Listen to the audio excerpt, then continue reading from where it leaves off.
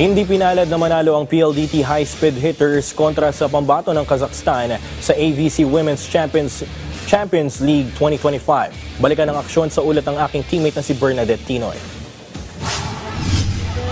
Bigong nakabandi ang PLDT high-speed hitters patungong semifinals ng 2025 AVC Women's Champions League na idinaos kahapon sa Field Sports Arena. Yan ay matapos dominahin ng Zetes Uvisi ang hitters sa straight sets 25-13, 25-22 at 25-20. Itinanghal ang player of the game si Karina Denisova kasunod ng 15 points na pinakawala niya sa game match. Ayon kay hitters coach Raul Ricafort, hindi man sila pinalad sa torneo, malaki pa rin ang naitulong ng paglalaro nila upang mas mapalakas ang chemistry ng team. High level lang talaga sila. Pero sa nakikita ko naman na trends, hindi naman tayo sobrang layo. Kita naman siguro yun sa lahat. May reinforcements man o wala. Aabot at aabot naman talaga tayo na.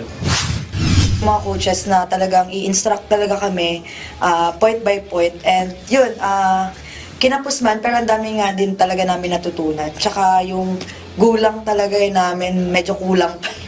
Aminado rin si Savvy Davison na malaki ang naging bentahe ng Kazakhs team pagdating sa tangkad ng mga manlalaro.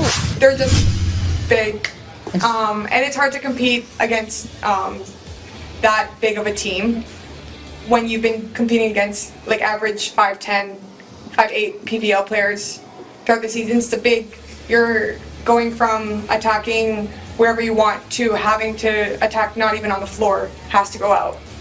So it's a lesson, but like Kat said, I'm just proud of the team for showing out. Kat did a super job. I don't know how she did it, but we definitely wouldn't have been able to compete without her.